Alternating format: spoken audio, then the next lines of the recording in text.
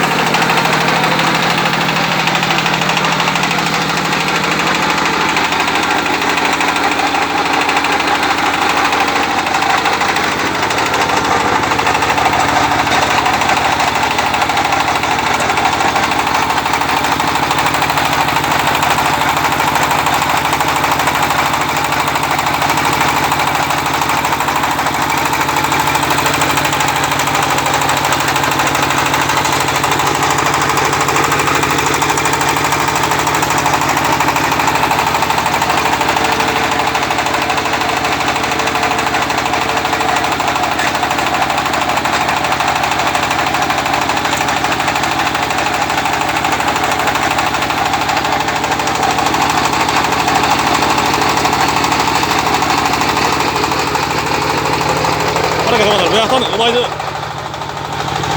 abarıp çürü çıkmaz. Görüp alыңızlar.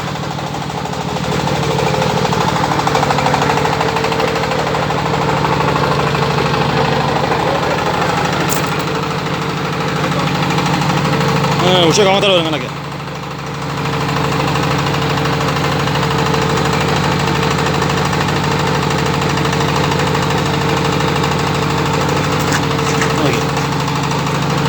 Şimdi uygun bile nakal varı bu takım oturup anahtarı verin.